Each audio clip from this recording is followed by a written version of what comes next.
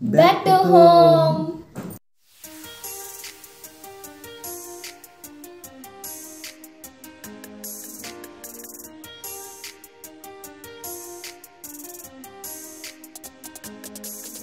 Mami, ఇక్కడ నాకు నిన్న మా ఇంట్లో నేను ఇక్కడ ఉన్నాను. హలో అందరికీ వెల్కమ్ టు మాహ్వి బ్లాగ్. సో ఇక్కడ మీరు చూస్తే కనుక లగేజ్ అయితే మొత్తం రెడీ చేసి పెట్టాను. ఎక్కడికి వెళ్తున్నామంటే ఇంకెక్కడికి పండగ వస్తుంది కదా, సో ఇంక ఊరు వెళ్తున్నాము. ఇంకా ట్రైన్ టికెట్స్ అయితే దాదాపు 2 months బ్యాకే మేము బుక్ చేసాము. అప్పటి నుంచి కూడా వెయిటింగ్ లిస్ట్ లోనే ఉన్నాయి. ఇంకా అసలు పండగ కదా, ఇంకా ఆల్మోస్ట్ అందరూ ఎవరి ఊర్లకి వాళ్ళు వెళ్ళిపోతూ ఉంటారు కదా, సో ఇంకా అప్పటి నుంచి కూడా టికెట్స్ ఇంకా వెయిటింగ్ లిస్ట్ లోనే ఉన్నాయి. ఎందుకన్నా మంచిదని చెప్పి మా బావ ఆల్రెడీ బస్ టికెట్స్ కూడా బుక్ చేసి పెట్టాడు. సో ఈ రోజు అదే మంచిదైంది, ఎందుకంటే ట్రైన్ టికెట్స్ అయితే క్యాన్సిల్ అయిపోయాయి. మనీ రీఫండ్ చేసేస్తామని చెప్పి మెసేజ్ వచ్చిందంట. ఇంకా బస్కే మేము వెళ్ళాలి. బస్ అయినా ట్రైన్ అయినా మేము చెన్నై సెంట్రల్ వరకు వెళ్లాల్సిందే. ఎప్పుడులాగా మెట్రోలో వెళ్ళడం ఎందుకులే అని చెప్పి ఇంక ఈసారి డైరెక్ట్ గా ఆటోలోనే వెళ్ళిపోతున్నాము, ర్యాపిడో బుక్ చేసి. బస్సు పికప్ టైం వచ్చేసి 9 o'clock ఇచ్చారు, కానీ మేము 7:45 కల్లా ఇంటి దగ్గర నుంచి స్టార్ట్ అయిపోయాము. ఎందుకంటే మాకు తెలుసు ఆ రోజు ట్రాఫిక్ ఉంటుంది కన్ఫర్మ్ గా అని చెప్పి. ఎందుకంటే లాంగ్ వీకెండ్ పండగ అండ్ ఎవరి ఊరికి వాళ్ళు వెళ్తూ ఉంటారు కదా, రైల్వే స్టేషన్ కానీ బస్ స్టాండ్స్ కానీ వెళ్తూ ఉంటారు. కన్ఫర్మ్ గా ట్రాఫిక్ ఉంటుంది అని అనుకున్నాము, అనుకున్నట్టు చాలా ట్రాఫిక్ ఉంది. నిజంగా మేము ఫాస్ట్ గా స్టార్ట్ అయిపోయి చాలా మంచి పని చేసాము. ఎందుకంటే మేము ఏ ర్యాపిడో అయితే బుక్ చేసుకున్నాము ఆ ఆటో వచ్చేసి సగం దూరంలో ఆగిపోయింది. అతను చూస్తున్నారు ఏంటి అని చూస్తున్నారు, కానీ లాస్ట్ కి అది వైర్ ఏదో తెగిపోయిందంట. సో ఇంకా మీరు వేరే ఆటో చేంజ్ అయిపోండి అని చెప్పారు. లక్కీగా కరెక్ట్ గా అప్పుడే ఒక ఆటో పక్క నుంచి వెళ్తుంది. ఇంకా అతనే ఆపేసి మమ్మల్ని అందులో చేంజ్ అయిపోమని చెప్పారు. ఇంకా అతను కూడా చాలా ఫాస్ట్ గా తీసుకొచ్చారు మమ్మల్ని చెన్నై సెంట్రల్ వరకు. చెన్నైలో నాకు ఆటో ఎక్కినప్పుడు మాత్రం గుండె దడదడ అని కొట్టుకుంటూ ఉంటది. ఎందుకంటే వీళ్ళు చాలా ఫాస్ట్ గా డ్రైవ్ చేసేస్తారు. రోడ్స్ అన్ని బాగుంటాయి, అసలు గతుకులు ఉండవు కాబట్టి ఎంత ఫాస్ట్ గా అంటే అంత ఫాస్ట్ గా వెళ్ళిపోతారు అనమాట. ఇతను కూడా అంతే అనమాట, ఎంత ఫాస్ట్ గా తీసుకెళ్లిపోయారంటే 2-3 చోట్ల ఇంకెక్కడ దుకాణం పెట్టేస్తారేమో అనిపించింది నాకు, అంత ఫాస్ట్ గా తీసుకెళ్లారు. అండ్ ఇంకోటి ఏంటంటే చెన్నై సెంట్రల్ కి ఎప్పుడు కూడా మేము మెట్రోలో వెళ్ళిపోతాం కాబట్టి ఇంత డిస్టెన్స్ తెలియలేదు. ఈసారి ఆటోలో వెళ్తూ చూస్తుంటే ఓకే ఇలా తీసుకెళ్తున్నారా అనిపించింది. ఇది ఒక బ్రిడ్జ్ అన్నమాట, ఈ బ్రిడ్జ్ మీద నుంచి వెళ్ళాలి చెన్నై సెంట్రల్ వరకు. ఎప్పుడు కూడా మెట్రోలో ఈ రూట్స్ అవి ఏం కనిపించవు కాబట్టి ఓకే ఇదన్నమాట అని ఇప్పుడు అర్థమైంది. బస్ పికప్ టైం వచ్చేసి 9 o'clock అని చెప్పాను కదా, ఇతనైతే 8-8:15 కల్లా మమ్మల్ని సెంట్రల్ దగ్గర డ్రాప్ చేసేసారు. అయితే మాకు వచ్చేసి ఆల్ఫా అనే హోటల్ పక్కనే మాకు పికప్ లొకేషన్ ఇచ్చారు. సో ఇంకెలాగా పక్కనే ఉంది కదా అని ఆల్ఫా అనే హోటల్లోకి ముందు వెళ్ళిపోయి డిన్నర్ అయితే కానిచ్చేసాము. ముందైతే మేబీ లేట్ అయిపోద్దేమో అనుకుని ఇంకేదైనా ఆర్డర్ పెట్టేసుకుందాము, బస్సులోకి వెళ్ళి ఇంకా కూర్చుని తిందాంలే అని అనుకున్నాము. కానీ మేము ఎలాగో ఫాస్ట్ గా వచ్చేసాం కాబట్టి ఇంకా చాలా టైం ఉంది కాబట్టి ముందు ఇంకా తినేసాము. నాకు ఆ రోజు హెవీగా తినాలనిపించలేదు, నేనైతే టిఫినే చెప్పుకున్నాను. కానీ మా బావ అయితే ఫ్రైడ్ రైస్ చెప్పుకున్నాడు. ఇంకా ఎలాగో నాకు షేర్ చేయకుండా ఉండడు, నేను కూడా తినకుండా ఉన్నాను కాబట్టి నేను కూడా టేస్ట్ చేస్తాను. దాల్ ఫ్రై అయితే చాలా చాలా బాగుంది ఈ హోటల్లో, చాలా బాగుంది టేస్ట్. అది కూడా ఫ్రైడ్ రైస్ బాగుంది, దాల్ ఫ్రై బాగుంది. ఆ తర్వాత నేనైతే చపాతీ చెప్పుకున్నా. సో ఇంకా తర్వాత చపాతీ కూడా పర్వాలేదు, బాగానే ఉంది.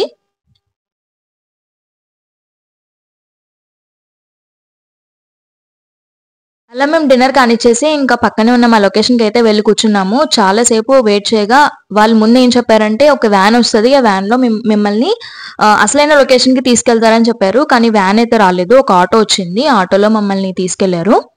నేనైతే పికప్ లొకేషన్ అంటే ఇక్కడే పిక్ చేసుకుంటారేమో అని అనుకున్నాను, కానీ మా బావకి ఆల్రెడీ తెలుసు అంట ఇక్కడ నుంచి ఇంకో వ్యాన్ లో తీసుకెళ్తారని చెప్పి. సో ఇంకా ఇప్పుడైతే వ్యాన్ అయితే రాలేదు, ఇదిగోండి ఆటో వచ్చింది. సో మేము ఇంకా ఆటోలో వెళ్ళిపోయాము. నేను ఇంకా వేరే లొకేషన్ అంటే మహా అయితే ఒక 1-2 kilometers దూరంలో పెట్టారేమో బస్, మేబీ అక్కడ అందరినీ గ్యాదర్ చేసి తీసుకెళ్తున్నారేమో అని అనుకున్నాను. కానీ మాక్సిమం ఒక 5-6 kilometers తీసుకెళ్లారు. మేమున్న ఏరియా అంటే చెన్నై సెంట్రల్ నుంచి కోయంబేడ్ వరకు తీసుకెళ్లారు. సో కోయంబేడ్ లో అక్కడ ఒక ప్లేస్ లో బస్సెస్ అన్ని ఉన్నాయన్నమాట, అక్కడికే అందరూ వస్తున్నారు. అప్పుడు అర్థమైంది, కానీ నిజంగా చాలా చాలా సేపు తీసుకెళ్లారు. నేనైతే ఒకసారి అనుకున్నాను ఏంటి రాజమండ్రి వరకు మనం బస్సులో వెళ్తున్నామో ఆటోలో వెళ్తున్నామో అని అనిపించింది నిజంగా. సో అంత దూరం వెళ్తుంటే ఇంటికి ఎక్కడ తీసుకెళ్తున్నారా అని తర్వాత చూస్తే ఇంటికి కోయంబేడ్ తీసుకెళ్లారు. ఇంటికి బస్ డిపార్చర్ టైం వచ్చేసి 10 o'clock అంట. లొకేషన్ పికప్ మాత్రం 9 o'clock ఇచ్చారు. ఆ తర్వాత అదంతా కూడా నాకు తర్వాత అర్థమైంది. సో ఇది వచ్చేసి నేను చెప్పా కదా బస్ స్టాండ్. ఇక్కడే ప్రైవేట్ బస్సెస్ అన్ని కూడా ఇలా పెట్టుకున్నారు వీళ్ళు. సో ప్యాసింజర్స్ అందరూ కూడా ఇక్కడికే వస్తున్నారు. ఈ పార్సల్ అంతా కూడా ఇప్పుడు మేము వెళ్లే బస్ లో వేసిస్తారనమాట. లైక్ రాజమండ్రి, కాకినాడ, తాడేపల్లిగూడెం ఇలా వచ్చే ఈ సైడ్ కి వచ్చే పార్సల్స్ అవన్నీ. సో ఇప్పుడు ఈ బస్ మేము ఎక్కాల్సిన బస్ అయితే వచ్చింది ఫైనల్ గా. నేను బస్ జర్నీ చేయడమే చాలా తగ్గిపోయింది ఈ మధ్య. అసలు బస్ జర్నీస్ పెద్దగా చేయట్లేదు. అసలు అందులోని స్లీపర్ బస్ లో జర్నీ చేయడం అనేది ఇది ఫస్ట్ టైం. ఇది ఎప్పుడు కూడా ట్రైన్ స్లీపర్ అంటే ఇంకా ట్రైనే అలవాటు, కానీ ఇప్పుడు స్లీపర్ బస్సెస్ లో నేను ఎప్పుడు ట్రావెల్ చేయలేదు. ఎలా ఉంటుందో ఏంటో అనుకున్నాను. ఎందుకంటే నాకు మెయిన్ గా బస్సెస్ అస్సలు పడవు. బస్ కానీ కార్ కానీ అస్సలు పడదు. వామిటింగ్ సెన్సేషన్ వచ్చేస్తుంది. సో అసలు ఎలా ఉంటది, ఎలా ఉండగలను రా బాబు అని అనుకున్నాను. సో ఇప్పుడైతే బస్ లోకి ఎంటర్ అయిపోతున్నాము. ఇక్కడ సీట్ నెంబర్ అండ్ మేము ఎక్కడి నుంచి వచ్చాము ఆ లొకేషన్ కూడా చెప్పాలంట. సో అవి చెప్పిన తర్వాత ఆయన మా పేర్లు అవి చూసి మమ్మల్ని లోపల పంపించాడు. అండ్ సీట్స్ బెడ్స్ అన్ని కూడా బాగానే ఉన్నాయి. సేమ్ ట్రైన్ లో జర్నీ చేసినట్టు అనిపించింది. చాలా కంఫర్ట్ గా ఉంది.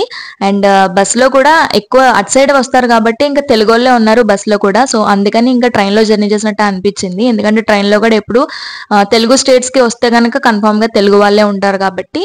సో అది కొంచెం పీస్ఫుల్ గా అనిపించింది అనమాట. ఎక్కడ చూసినా తెలుగు వినిపిస్తుంది కాబట్టి. ఇంకా మేము పైకి ఎక్కేసి అదే చెప్తున్నాను అనమాట. నాకు పర్వాలేదు, బాగానే ఉంది, కంఫర్ట్ గా ఉంది అని చెప్తున్నాను. అయితే మా బావ వచ్చేసి ఇంకో ఇది ఇక్కడ ఒక ఇంజన్ మిషన్ అనుకుంటా, ఇది మాకు దగ్గరలోనే ఉంది. రాత్రంతా కూడా ఆ సౌండ్ ఒక్కటే డిస్టర్బ్ చేసింది అనమాట. మిగతా అంతా కూడా బాగానే అనిపించింది నాకు. ఇంకా బస్ డిపార్చర్ టైం వచ్చేసి 10 o'clock అని చెప్పారు, కానీ స్లోగా బస్ అయితే 10:30 ఆ టైంకి స్టార్ట్ అయింది. ఇంక మేమైతే అన్ని క్లోజ్ చేసేసి కాసేపు ఏదో ఒకటి చూద్దాము ఫోన్ లో. అప్పుడే ఏం నిద్రపోతే ఇంకా ఆ టైంకి నిద్ర కూడా రావట్లేదు. సో ఇంకా ఏదో ఒకటి చూద్దాంలే అని చెప్పేసి నా ఫేవరెట్ రామ్ చరణ్ ఇంటర్వ్యూ చూస్తున్నాను. బాలయ్య గారితో ఇచ్చాడు కదా ఆహాలో. సో ఆ ఇంటర్వ్యూ చూస్తూ ఉన్నాము. ఈ లోపు బస్ కూడా స్టార్ట్ అయింది. సో ఇంకా అలా కాసేపు చూసేసి ఆ తర్వాత ఇంక పడుకున్నాము. అదే చెప్తున్నాను అనమాట. అండ్ సో 10:30, 11 ఆ టైంకి ఇంకా బస్ స్టార్ట్ చేశారు. సో ఇంకా అలా కాసేపు చూసి మేము 11:30 ఆ టైంకి పడుకున్నామేమో. మార్నింగ్ 5:30 to 6 ఆ టైంకి బస్ ఆపారనమాట. ఎవరైనా వాష్రూమ్స్కి వెళ్తారేమో అని చెప్పేసి బస్ ఆపారు. సో మార్నింగ్ అప్పుడే మేము ఇంక లేచాము. చూడండి ఎంత ఫాగ్ ఉందో అసలు. బయట ఇంకా మంచులా ఉందన్నమాట. చాలా చల్లగా ఉంది. వెదర్ అయితే చాలా బాగుంది కూడా. ఇంకా ఆ టైంకి మేము లేచాము. ఇంకా వాష్రూమ్కి వెళ్ళే వాళ్ళు కూడా వెళ్ళి వచ్చేసారు. ఇంకా చాలా ఇంక మళ్ళీ పడుకోండి అని చెప్పేసి లైట్ ఆఫ్ చేస్తారనమాట. సో అది చెప్పి నవ్వుకుంటున్నాము. మాకైతే ఇంకా ఏం నిద్ర రాలేదు. ఇంకా అక్కడి నుంచి మళ్ళీ కాసేపు అలా కూర్చుంటూ బయట చూసుకుంటూ కూర్చున్నాము.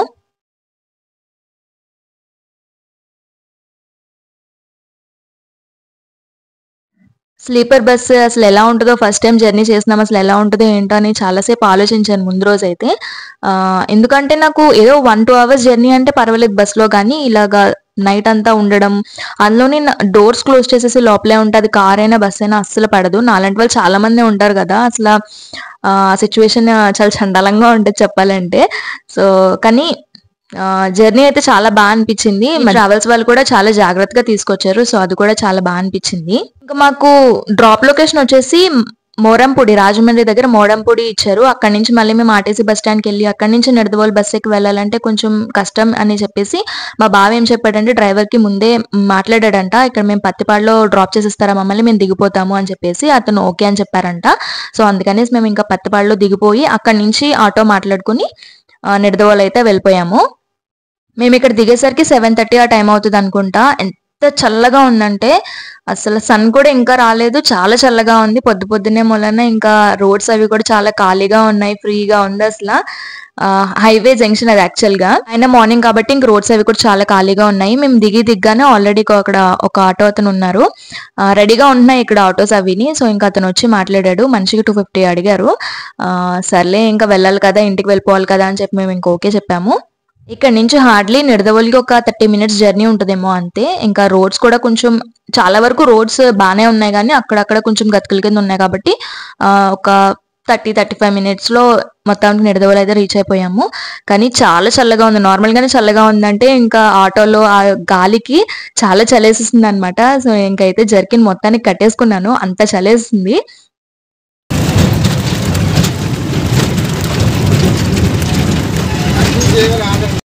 పొద్దున్నే కదా ఇంకా మంచు కూడా కొంచెం కొంచెం అలా వదులుతూ ఉంది.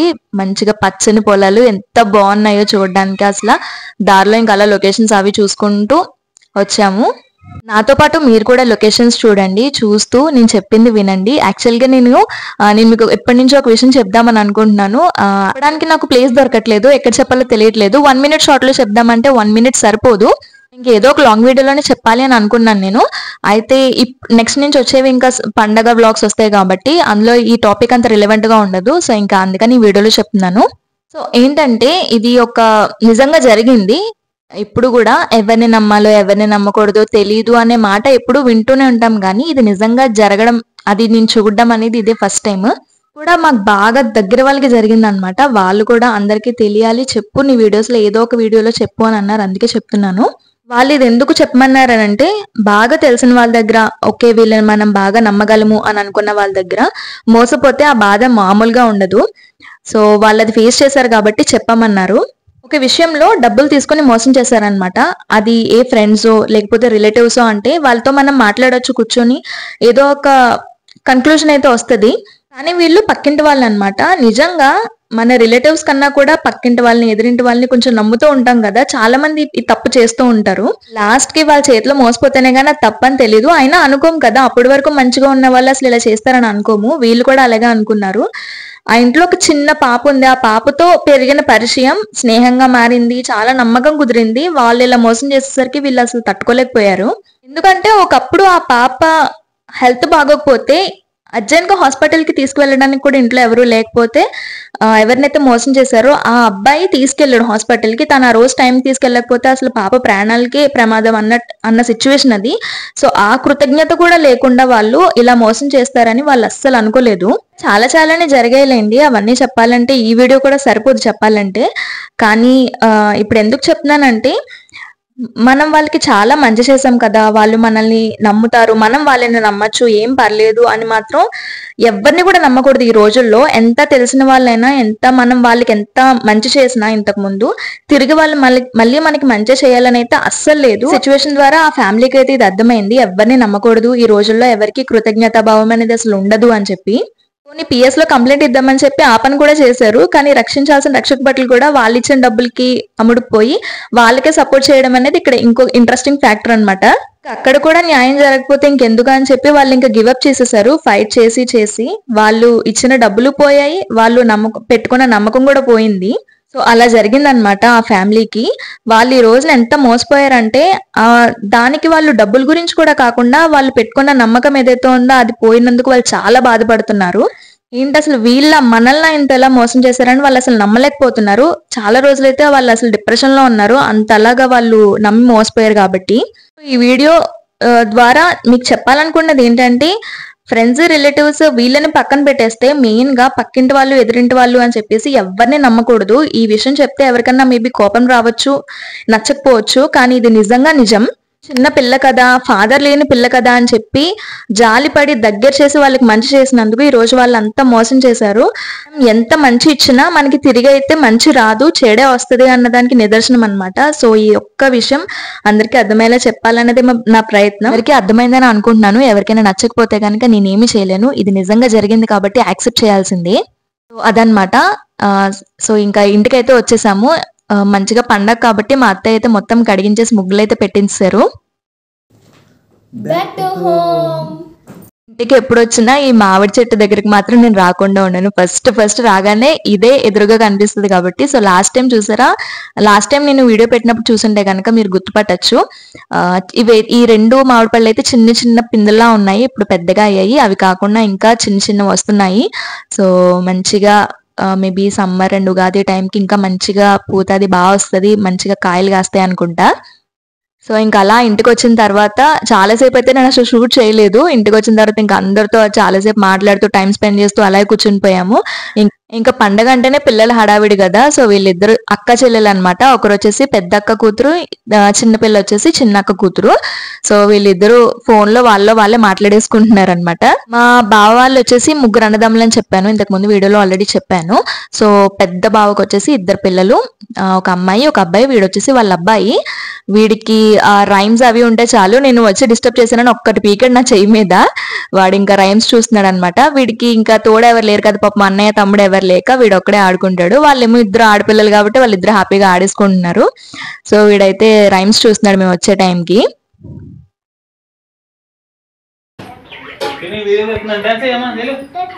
వచ్చి అందరూ ఒకేసారి డాన్స్ చేసేయండి.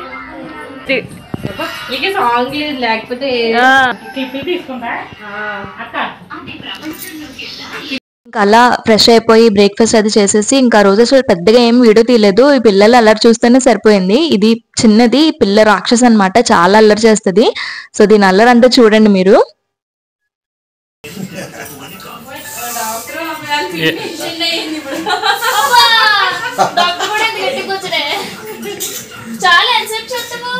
టాబ్లెట్ ఇది టాబ్లెట్ ఇవి ప్లేట్ కాదు, అది ప్లేట్ అది. అవునా, అందులో టాబ్లెట్ అన్నమాట. అంతే అయిపోయింది. ఇంకోటి పట్టుకో, వేసుకోవద్దు. పెట్టుకో. మీ సమస్య ఏంటి అని అడుగు. సరే గుచ్చే చెప్పు, ముందు అడుగు. సమస్య ఏంటి అని చూసాడుగు, చూసాడుగు. సమస్య ఏంటి అని అడుగు. సమస్య ఏంటి? డాక్టర్ కదా, ఏంటి సమస్య అని అడుగుతుంది అనమాట. నీ సమస్య ఏంటి అని అడుగుతుంది. సో అది. అండ్ తనకు కొన్న ఫ్రాక్ అంటే ఇది వాళ్ళ మమ్మీ వచ్చి నాకు చూపించింది. ఈ ఫ్రాక్ చూస్తున్నప్పుడు కూడా మేము ఏదో తీసేసుకుంటున్నామని చెప్పి వచ్చి లాగేసుకుంటున్నాం అనమాట. అసలు ఏమీ ఇవ్వదు ఎవ్వరికి, నా ఫ్రాక్ అని చెప్పేసి వచ్చి లాగేసుకుంటుంది. సో అదిగోండి తనే మా రెండో అక్క, మా రెండో తోటకోడలు. నాకు తోటకోడలు అని అనడం పెద్దగా అలవాటు ఉంటుంది, నాకు అక్క అక్క అనడమే అలవాటు. ఇద్దరిని కూడా పెద్దక్క చిన్నక్క అంటూ అక్క అని పిలుస్తూ ఉంటాను. సో తిని వచ్చేసి మా రెండో అక్క. చూడండి ఫ్రాక్ తీసుకున్నామని చెప్పేసి దాని ఏడుపు అనమాట, మొత్తానికి లాగేసుకుంది దాని ఫ్రాక్. మా అత్తయ్యకి ఎవరో అన్నవరం ప్రసాదం ఇచ్చారంట. సో మా కోసం అని చెప్పేసి ఒక పొట్లం ఉంచారు. నిజంగా చెన్నై నుంచి వచ్చి రాగానే అన్నవరం ప్రసాదం తినేసరికి చాలా బాగా అనిపించింది. ఎస్బిఎస్సి మూవీలో ఉంటది కదా, అన్నవరం ప్రసాదం ఆకలి నాకేయాలనిపిస్తుంది అని చెప్పి నిజంగా అలానే అనిపించింది. సో ఇక్కడైతే మా మామయ్య వాళ్ళ ముగ్గురు కొడుకుల్ని ఫోటో తీసుకున్నారు. సో ఫస్ట్ డే అయితే అలా గడిచింది చాలా సరదాగా. ఇంకా నెక్స్ట్ నుంచి మా పండగ బ్లాగ్స్ అవి కూడా వస్తాయి, అవి కూడా తప్పకుండా చూడండి. ఈ వీడియోకి అయితే ఇంతేనండి. వీడియో మీకు నచ్చిందని అనుకుంటున్నాను. నచ్చితే కనుక లైక్ చేయండి, షేర్ చేయండి. ఇంకా నా ఛానల్కి సబ్స్క్రైబ్ చేసుకోకపోతే సబ్స్క్రైబ్ చేసుకోండి. ఇంకో మంచి వీడియోతో మళ్ళీ కలుద్దాం. Until then keep smiling, bye bye.